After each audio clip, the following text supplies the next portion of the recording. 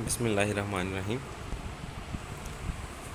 السلام علیکم dear students, zoology by doctor Qasim میں آپ کا ویلکم ہے جی۔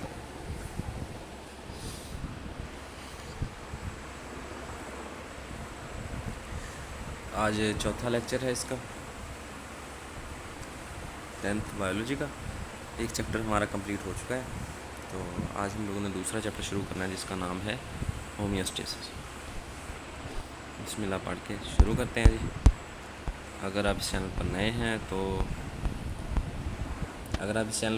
چینل کو سبسکرائب کر دیں، اس ویڈیو کو لائک کر دیجیے اور کمنٹ کیجیے گا اور دوسروں تک زیادہ سے زیادہ شیئر کیجیے گا، اور ساتھ موجود بیل آئیکن کو دبا دیں تاکہ آپ کو ہماری ویڈیوز ملیں سب سے پہلے۔ ہومیوسٹیسس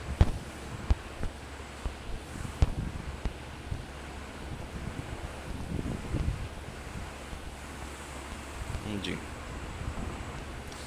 ہومیوسٹیسس سے مراد بیرونی ماحول میں تبدیلیاں آنے کے باوجود جسم کے اندرونی حالات میں اعتدال اور توازن قائم رکھنا ہے۔ مثال کے طور پر ارد گرد کی ہوا کے درجہ حرارت میں تبدیلیوں کے باوجود انسان کا اندرونی ٹیمپریچر جو ہے وہ 37 پر ہی رہتا ہے۔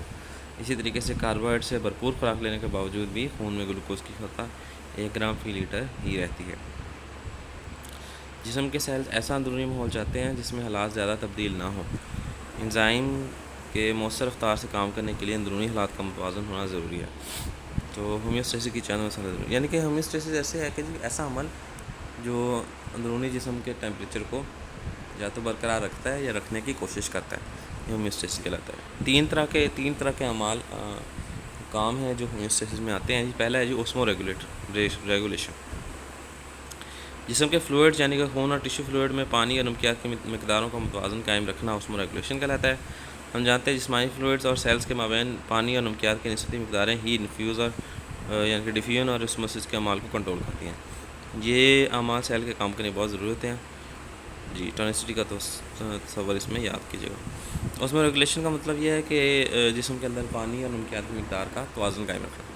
یہ توازن جو ہے یہ اوسموسس اور نفوذ کو کنٹرول کرتی ہے جی۔ دوسرا ہے جی ہمارے پاس تھرمو ریگولیشن، جسم کے اندرونی درجہ حرارت کو قائم رکھنا تھرمو ریگولیشن کہلاتی ہے۔ جسم کے انزائم خصوصاً انزائم جو ہیں وہ آپٹیمم ٹیمپریچر پر، ایک خاص ٹیمپریچر پر کام کرتے ہیں۔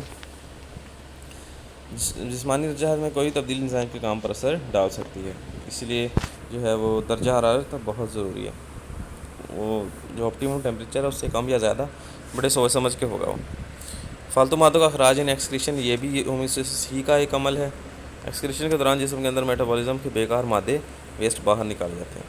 پودوں میں ہومیوسٹیسس پہلے ہے جی فالتو کاربن ڈائی آکسائڈ اور آکسیجن کو نکالنا۔ دن کے وقت ریسپریشن میں بننے والی کاربن ڈائی آکسائڈ جو ہے وہ تو فوٹوسینتھسس میں استعمال ہو جاتی ہے، اس طرح یہ کوئی فالتو بیکار مادہ نہیں ہوتی۔ رات کے وقت یہ فالتو ہوتی ہے، اس لیے اس کا کوئی استعمال نہیں ہوتا، ٹیشو کے سیل سے اسے نفوذ کر کے باہر نکال دیا جاتا ہے۔ پتوں اور تنوں سے کاربن ڈائی آکسائڈ اسٹومیٹا کے ذریعے باہر نکالی جاتی ہے۔ نئی جڑوں سے کاربن ڈائی آکسائڈ ان کی سطح خاص طور پر روٹ ہیئر سے باہر نفوذ کر دی جاتی ہے۔ میزوفل سیل میں آکسیجن فوٹوسینتھسس کے بائی پروڈکٹ کے طور پر صرف دن میں بنتی رہتی ہے۔ سیل ریسپریشن میں آکسیجن کا استعمال کرنے کے بعد میزوفل سیل اس کی فالتو مقدار اسٹومیٹا کے ذریعے خارج کرتا ہے۔ یہ ہے جی کاربن ڈائی آکسائڈ اور آکسیجن کو خارج کرنا، یعنی کہ ہر سیل زندہ سیل جو ہے اس میں سیلولر ریسپریشن کرنا ہے، تو پلانٹ سے سیلولر ریسپریشن کرتے ہیں، اس کے نتیجے میں کاربن ڈائی آکسائڈ پروڈیوس ہوتی ہے، تو یہ اس کاربن ڈائی آکسائڈ کو اپنے اسٹومیٹا کے ذریعے اور ہر سیل اپنے طور پر اس کاربن ڈائی آکسائڈ کو خارج کر دیتا ہے۔ اسی طریقے سے جب فوٹوسینتھسس ہوگی دن کے وقت میں سورج کی روشنی کی موجودگی میں، تو اس کے نتیجے میں جو ایکسٹرا آکسیجن پیدا ہوگی اس کو اسٹومیٹا کے ذریعے باہر خارج کر دیا جائے گا۔ فالتو پانی کو نکالنا، ہم جانتے ہیں پودے پانی زمین سے حاصل کرتے ہیں، یہ ان کے جسم میں سیلولر ریسپریشن کے دوران بھی بنتا ہے۔ پانی کی بڑی مقدار کو پودے اپنے سیلز میں سختی یعنی کہ ٹرجیڈیٹی کے ذخیرہ کر لیتے ہیں۔ فالتو پانی کو جسم سے ٹرانسپریشن کے ذریعے نکال دیا جاتا ہے۔